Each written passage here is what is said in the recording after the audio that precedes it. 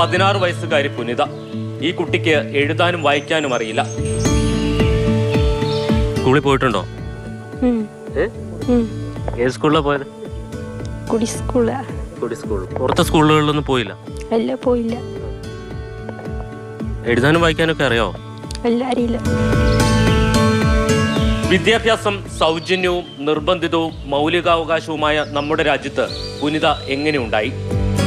ഉത്തരം പറയേണ്ടത് ഇവിടുത്തെ വിദ്യാഭ്യാസ വകുപ്പാണ്, സാമൂഹ്യക്ഷേമ വകുപ്പാണ്, പിന്നോക്കക്ഷേമ സംവിധാനങ്ങളാണ്. പുനിത മാത്രമല്ല, ഈ കൂടി നിൽക്കുന്ന മനുഷ്യരിൽ ഭൂരിഭാഗവും നിരക്ഷരരാണ്. ഓം ഹരിശ്രീ ഗണപതായ നമഃ. മാങ്ങാപ്പാറക്കുടിയിൽ നിന്ന് 8 പേരാണ് ഇതുവരെ സ്കൂളിൽ പോയിരിക്കുന്നത്. 3-നും 6-നും ഇടയിൽ പ്രായമുള്ള 5 കുട്ടികൾ ഇപ്പോൾ ഇവിടെയുണ്ട്. ഇതിൽ സ്കൂളിൽ ചേർത്തിട്ടുള്ളത് ഒരു കുട്ടിയെ മാത്രം.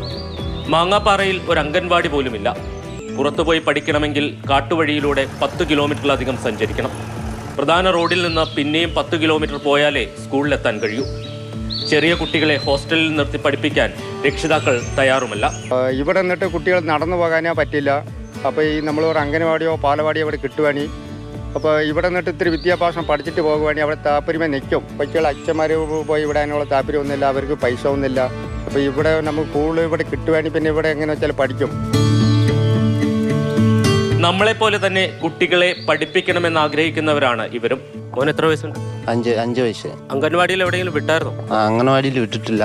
അംഗനവാടികൾ ഇല്ലാതെ കൊണ്ട് ഞങ്ങൾക്ക് വിടാനുള്ള സാധ്യതയില്ല. വിടാൻ താല്പര്യമുണ്ടോ? സ്കൂളിൽ വിടാൻ താല്പര്യമുണ്ടോ? സ്കൂളിൽ വിടാൻ താല്പര്യമുണ്ട്. നേരത്തെ ഒരു ഏകാധ്യാപക വിദ്യാലയം ഇവിടെ ഉണ്ടായിരുന്നു. അത് ഇല്ലാതായിട്ട് വർഷങ്ങളാകുന്നു. ആദിവാസി ക്ഷേമത്തിന് കോടികൾ ചെലവഴിക്കുന്ന നമ്മുടെ നാട്ടിൽ ഈ സമൂഹം എങ്ങനെ അവഗണിക്കപ്പെട്ടു? എന്നും ഇവരോട് ബന്ധപ്പെടുന്നു എന്ന് അവകാശപ്പെടുന്ന ആദിവാസി ക്ഷേമ വകുപ്പും നഗ്നമായ ഈ ഭരണഘടനാലംഘനം കാണുന്നതേയില്ല.